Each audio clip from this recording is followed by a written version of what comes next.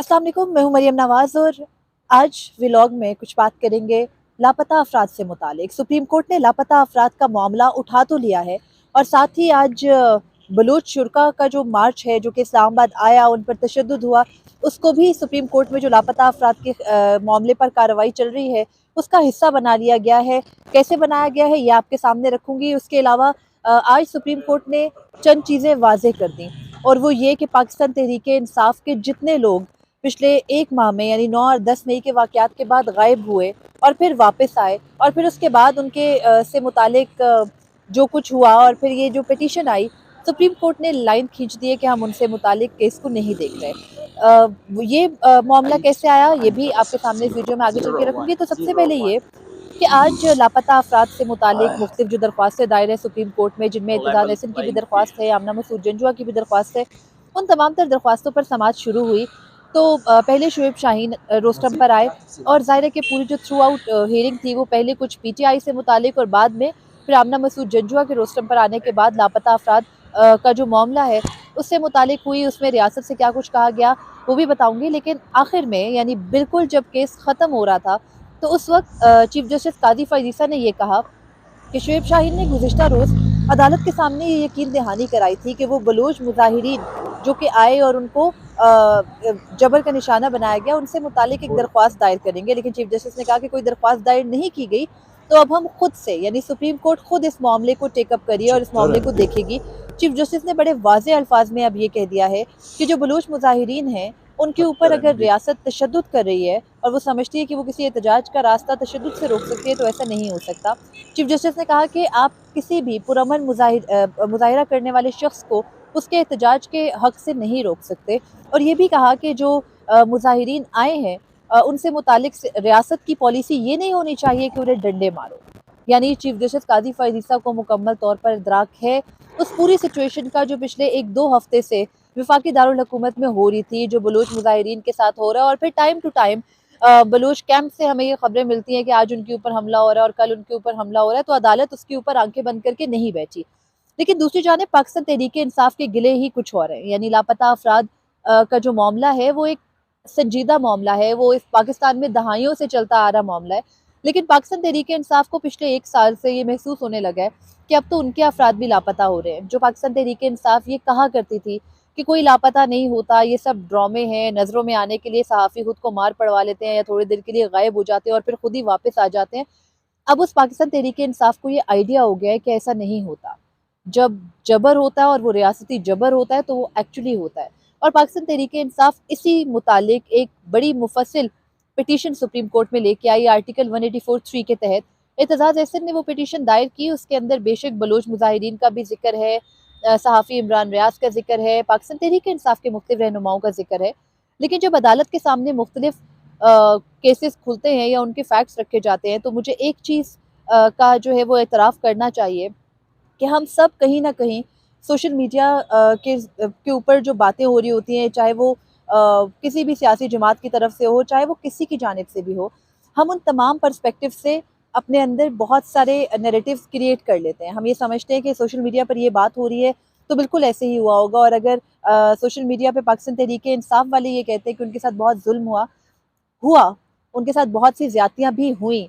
लेकिन प्रॉब्लम क्या है? प्रॉब्लम वो है जो अदालत भी बार-बार सवाल पूछ रही है कि अगर पाकिस्तान तहरीक इंसाफ के कुछ लोग गायब हुए थे और वो वापस आए थे, तो आज तक क्या किसी ने बताया कि वो कहाँ गए थे? ठीक है, वो नहीं बता सकते, वो इसलिए नहीं बता सकते कि उनकी जान, माल, इज़्ज़तें महफूज़ नहीं रहती। अगर वो ये कन्फेस करते हैं कि वो कहाँ गए थे, तो क्या अदालत के सामने एक लापता अफराद वाले मामले को लाके, जो कि जिसका खुद ही पीटीआई मज़ाक और तमस्खुर उड़ाया करती थी, उस मामले को लाके अपनी पिटीशन या अपने मामले को जोड़ा जा सकता है? आज बैरिस्टर एतजाज़ एहसन ने समाअत के इख्तिताम में तकरीबन ये बात बहुत खुल के की, वाज़े तौर पर की और ठीक भी की कि स्टेट ने एक नया मैकेनिज़्म बना लिया है, यानी लोगों को गायब करने का, उनको जबरी तौर पर उठा के ले जाने का, फिर कुछ दिनों बाद वापस लाने का, और जिसको पाकिस्तान तहरीक इंसाफ वाले अगवा बराए बयान कहते हैं। बेसिकली आपकी पिटीशन भी उस मामले के ऊपर होनी चाहिए थी। अगर आपका सिर्फ मुद्दा ये है कि स्टेट के तरीक़ेकार बदल चुके हैं, पाकिस्तान तहरीक इंसाफ के लिए उनका मयार मुख्तलिफ हो चुका है, तो आपको अपनी पिटीशन को सिर्फ उस तक महदूद रखना चाहिए था। लेकिन जब आप लापता अफराद के कॉज़ के साथ अपनी पिटीशन को जोड़ेंगे, तो सर ज़ाहिर है कि अदालत आपको यही कहेगी, जो आज अदालत ने कहा कि एक टोटली सेपरेट मामला है। आप उन तमाम लोगों के बारे में अपनी पिटीशन में बात कर रहे हैं जो साहिब हैसियत हैं, असर व रसूख रखते हैं। मैं अगर कल को ये कह दूँ कि मैं शेख रशीद की तरफ से मैं समझती हूँ कि शेख रशीद खुद नहीं आ रहे, मुझे उनका केस लड़ना चाहिए, तो कोई भी अदालत, कोई भी कानून की अदालत, आईनी अदालत इस फैक्ट को या इस मेरे स्टैंड्स को कबूल नहीं करेगी, क्योंकि ये उनके लिए पॉसिबल नहीं है। तो कभी-कभी जो हम जज़्बातीपन में ये नैरेटिव क्रिएट कर लेते हैं कि नहीं-नहीं अदालतों को फ़ौरी तौर पर इन चीज़ों के ऊपर जो है वो एक्शन लेना चाहिए, तो ऐसा नहीं हुआ करता। ज़ाहिर है कि अदालत कानून से चलती है और इससे पहले भी चीफ जस्टिस काज़ी फ़ायद ईसा मुतअद्दिद मौक़ों पर ये कह चुके हैं कि अगर अदालत के सामने, अदालत के अंदर भी कत्ल हो जाए, तो फ़ौरी तौर पर मुल्ज़िम को या मुजरिम को सज़ाए मौत सुनाई नहीं जा सकती जब तक के शवाहिद इकट्ठे ना हों, तब तक जब तक कि एक निचली अदालत से वहाँ ट्रायल होके ये मामला साबित ना हो। तो प्रॉब्लम ये है कि कानून ऐसा ही होता है, जो हम कहते हैं कानून अंधा है तो फिर वो अंधा होता है। और ज़ाहिर है कि जो रियासती जबर है, वो भी यहाँ पर अंधा है और ये वही रियासती जबर है जो पहले भी चलता था और जो अब भी चल रहा है। लेकिन प्रॉब्लम ये है कि 2 टोटली डिफरेंट कॉज़ हैं। ठीक है? कुछ लोग वापस आ चुके हैं, कुछ लोग जो है वो वापस आके अपना पूरा बयान बदल चुके हैं, तो आप कैसे उनका केस प्लीड कर सकते हो?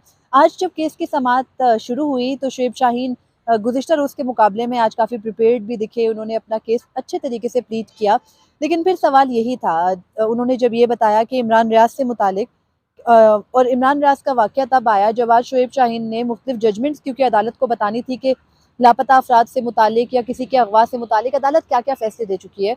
तो उन फ़ैसलों पर जब वो बता रहे थे तो उन्होंने इस्लामाबाद हाई कोर्ट में मतीउल्लाह जान, जो कि हमारे सीनियर सहाफ़ी हैं, उनके अगवा का जो फ़ैसला था या वो जो प्रोसीडिंग थी वो भी अदालत के सामने रखी। जब उन्होंने ये रखना चाही तो चीफ जस्टिस काज़ी फ़ायद ईसा ने उनसे सवाल किया कि गुज़िश्ता रोज़ जिस बारे में आप बात ही नहीं कर रहे थे, आज उस मामले को आप हमारे सामने मिसाल के तौर पर कैसे पेश कर रहे हैं?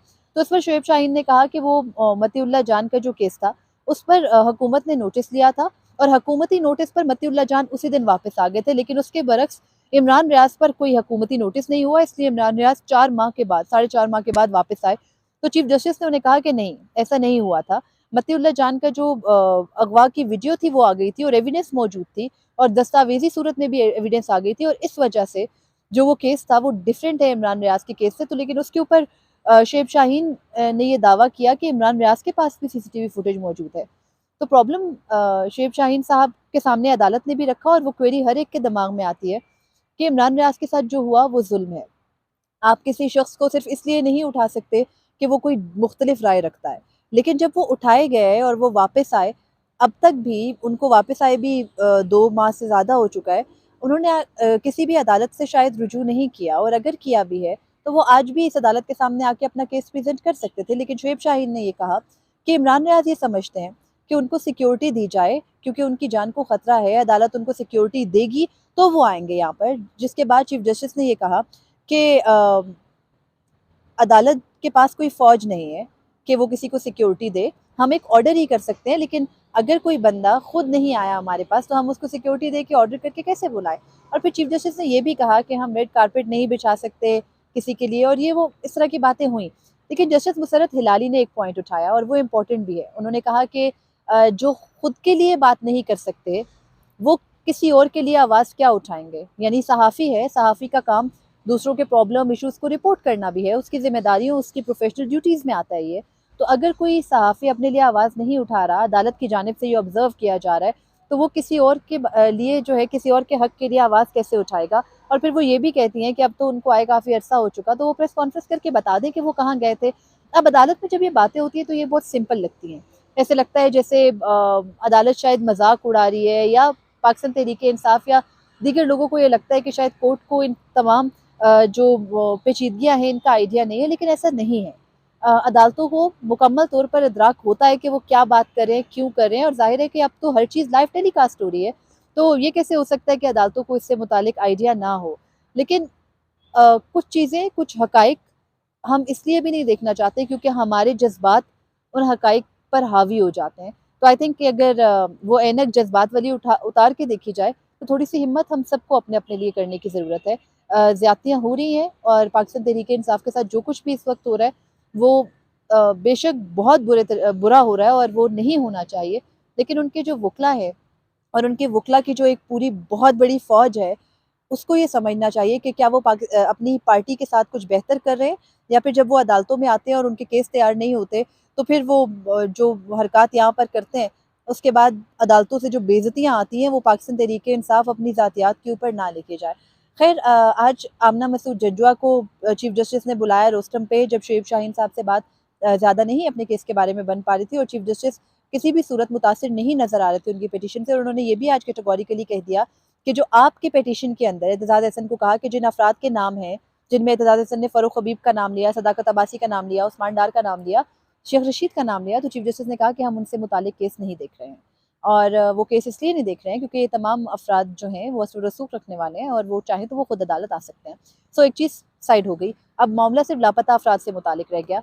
और फिर आमना मसूद जज्वा रोस्टम पर आई तो उन्होंने अपने शौहर से मुतालिक बताया कि उनके जो शौहर हैं उनको 2005 में इस्लामाबाद से पेशावर अपने दोस्त से मिलने जा रहे थे और उनको रास्ते में उठा लिया गया, और बाद में ये बताया गया, उनको ये पता चला 2007 में कि उनके शौहर आईएसआई की तहवील में है। और आज 18 साल गुजर जाने के बाद भी आमना मसूद जंजुआ को नहीं मालूम कि उनके शौहर कहाँ हैं भी या नहीं।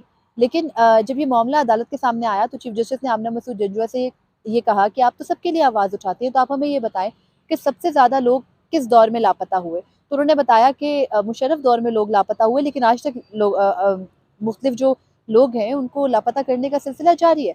तो उस पर चीफ जस्टिस ने फिर ये सवाल किया अटॉर्नी जनरल से कि आप ये बताएं कि हुकूमती पॉलिसी, क्योंकि आमना मसूद जंजुआ ये कह रही थी कि हमें ये तो बता दें कि लोगों को लापता करने से मुतालिक ये हुकूमती पॉलिसी क्या है और ये रियासत की पॉलिसी कब ख़त्म होगी। तो फिर चीफ जस्टिस ने अटॉर्नी जनरल को रोस्टम पर बुलाया और उनसे कहा कि हम इस मामले को अब ख़त्म करना चाहते हैं। अगर हम माजी के लिए किसी को ज़िम्मेदार ना ठहरा सके या कुछ ना बदल सके, तो आज से हम इस मामले को रोकना चाहते हैं।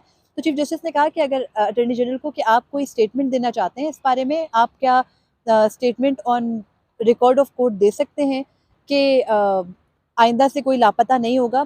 तो उस पर अटॉर्नी जनरल उन्होंने ये कहा कि वो स्टेटमेंट दे सकते हैं, और स्टेटमेंट इसलिए दे सकते हैं क्योंकि कानून के मुताबिक किसी को लापता नहीं करना चाहिए। लेकिन चीफ जस्टिस ने उन्हें रोका, और चीफ जस्टिस ने कहा कि ये एक भारी जिम्मेदारी है, आप सिर्फ एक स्टेटमेंट नहीं दे सकते। अगर आज आप स्टेटमेंट दे दें, कल कोई शख्स लापता हो जाए तो फिर उसके नताइज होंगे, और वो नताइज भुगतना होंगे। और फिर उन्होंने ये कहा कि हमें किसी सेक्शन ऑफिसर से स्टेटमेंट नहीं चाहिए, हमें हुकूमत पाकिस्तान की तहरीरी तौर पर ये यकीन दहानी चाहिए कि आइंदा से कोई शख्स लापता नहीं होगा।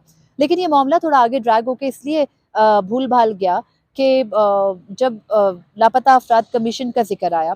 लापता अफराद कमीशन के जिक्र से पहले चीफ जस्टिस कादी फरीसा ने बलूचिस्तान, केपी और मुल्क भर की एक सूरत हाल पर बात की।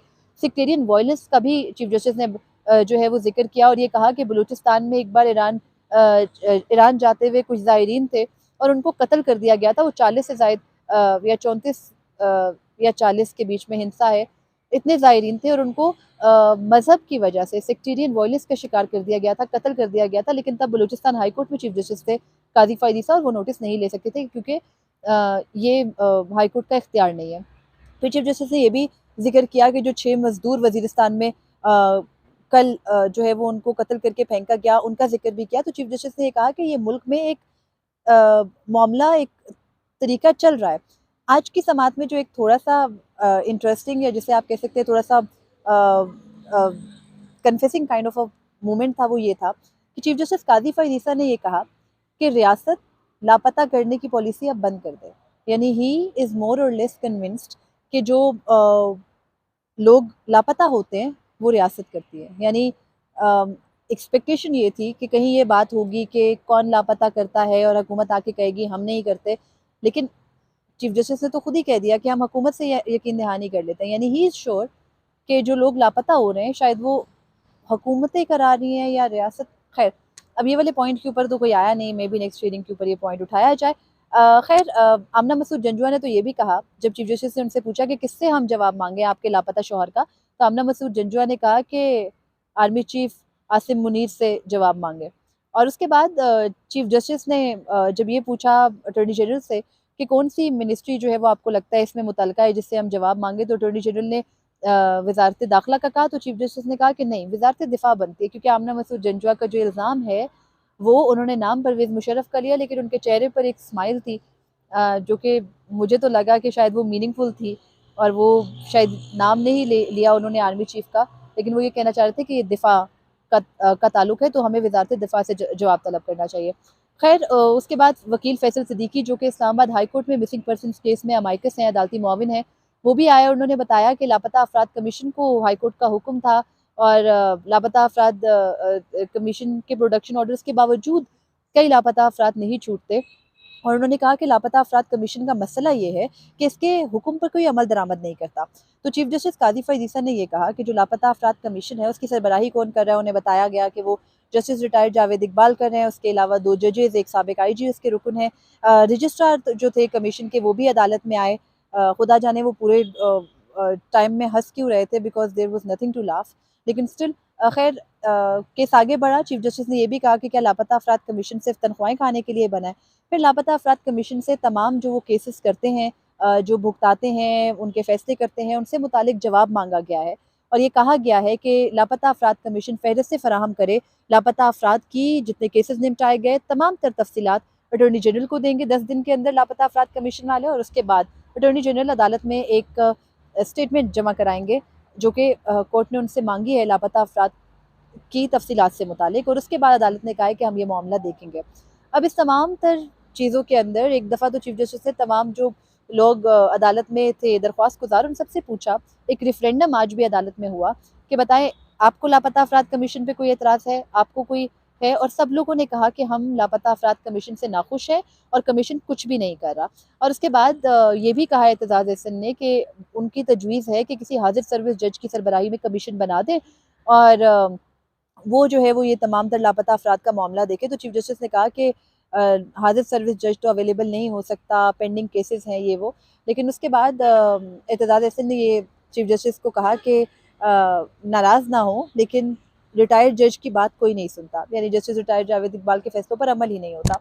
अब इस तमाम तर मुद्दे, इस तमाम तर अदालती कार्रवाई के बाद चीफ जस्टिस ने आखिर में ये कहा कि बलूच जो मुजाहिरीन बैठे हैं उनका हक है एहतजाज का, उनको स्टेट अपने जबर का निशाना नहीं बनाए। एक तरह से कोर्ट ने कैटेगोरिकली ये बात कह तो दी है, लेकिन देखना है इस पर अमल दरामद होगा या नहीं। और ये भी देखना है अब कि क्या जो लापता अफराद कमीशन है जो कि पिछले 13 साल से काम कर रहा है, 2011 में बनाया गया था और आज तक उससे कुछ हासिल वसूल नज़र नहीं आता और कोई भी उससे खुश भी दिखाई नहीं देता, तो क्या वो अपना काम जारी रख सकेगा, कोई नया कमीशन बनेगा, या फिर ये जो केस है इसकी कोई वाकई कोई हल निकल सकेगा। क्योंकि चीफ जस्टिस बार बार ये कहते हैं कि वो कोई हल निकालना चाहते हैं, इस मसले इस तनाज़े का वो हल चाहते हैं। तो अब देखना है कि इसका कोई हल हो सकेगा या नहीं, क्योंकि इससे पहले इफ्तिखार मोहम्मद चौधरी के दौर में भी इसका हल निकालने की बहुत कोशिश की गई थी और वो हल सिर्फ और सिर्फ इस कमीशन की सूरत निकला था और वो बेसिकली कोई हल आज तक साबित नहीं हो सका। मुझे इजाज़त दीजिए। अल्लाह हाफ़िज़।